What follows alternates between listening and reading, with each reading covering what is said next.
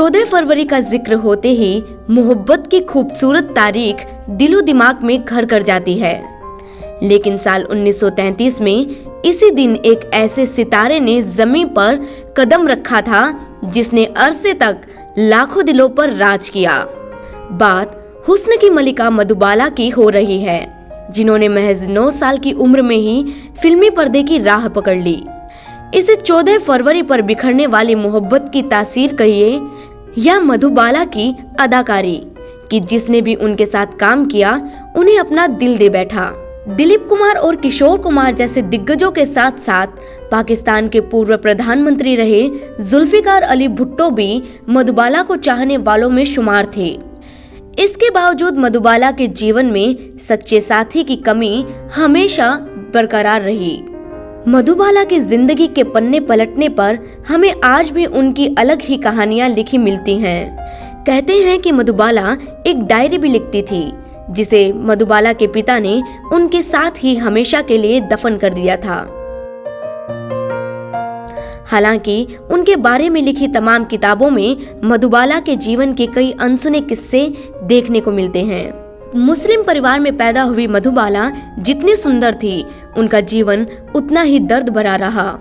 11 भाई बहनों में से 5वें नंबर के मधुबाला के बचपन का नाम मुमताज जेहान देहवली था। महज 9 साल की उम्र में उन्हें फिल्मों में काम करने का मौका मिल गया और मधुबाला बॉलीवुड में सफलता हासिल करती चली गई।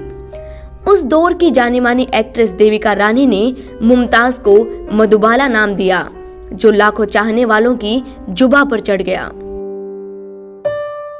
मधुबाला की उम्र महज 14 साल थी जब उन्होंने राज कपूर के साथ फिल्म नीलकमल में अहम रोल अदा किया। मधुबाला की एक्टिंग के साथ साथ उनकी मोहब्बत के किस्से भी काफी मशहूर हुए। बॉलीवुड के ट्रेजेडी किंग दिलीप कुमार से मधुबाला की पहली मुलाकात फिल्म जवार भाटा के सेट पर हुई। धीरे धीरे उनकी मोहब्बत परवान चढ़ती चली गई, जो 9 साल तक बरकरार रही। हालांकि मधुबाला के पिता की वजह से यह लव स्टोरी अधूरी ही रह गई। रिश्ता खत्म होने के बाद भी दोनों एक्टर्स फिल्म मुगले आजम में एक साथ काम किया करते थे। कहा जाता है कि सीन खत्म होने के बाद दोनों एक दूसरे से मुंह फेर लेते थे। एक बार तो एक सीन में दिलीप कुमार ने मधुबाला को हकीकत में थप्पड़ जड़ दिया था। दरअसल हुआ यूं था कि फिल्म के एक सीन में सलीम अनारकली को गुस्से में थप्पड़ जड़ता है, लेकिन उनके थप्पड़ ने मधुबाला समेत सेट पर मौजूद सभी लोगों को हैरान कर दिया। थप्पड़ इतना जोरदार था कि सेट पर मौजूद तमाम लोग हिल गए। मधुबाला को भी होश संभालने में वक्त लग गया। मुगले आजम की शूटिंग के दौरान मधुबाला से जुड़ा एक और किस्सा है। जब दिलीप कुमार से उनका ब्रेकअप हुआ था, तब पाकिस्तान के पूर्व प्रधानमंत्री जुल्फिकार अली भुट्टो मधुबाला के करीब आ गए। 50 के आखिर के दशक में जुल्फिकार अली भुट्टो भारत और पाकिस्तान दोनों देशों में रहते थे। जब वे मुगले आजम की शूटिंग देखने आते थे तो ज्यादातर वक्त वे मधुबाला के साथ ही बिताते थे। जुल्फिकार उस समय शादीशुदा थे। बावजूद इसके उन्हें मधुबाला से प्यार हो गया था। हालांकि इनकी प्रेम कहानी भी आगे नहीं बढ़ पाई। मधुबाला ने एक के बाद एक लगातार कई सुपरहिट फिल्में दी। मुगले आजम उनके जीवन की सबसे बड़ी फिल्म बनी, जिसकी कमाई का रिकॉर्ड 15 साल तक कोई नहीं तोड़ पाया।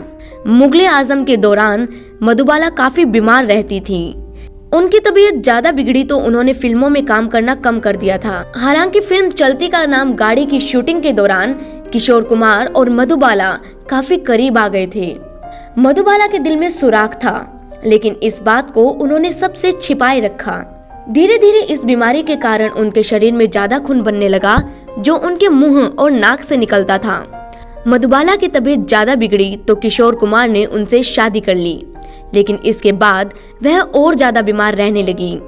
मधुबाला ने बीमारी के साथ भी काम करने की कोशिश की, लेकिन शरीर ने साथ नहीं दिया।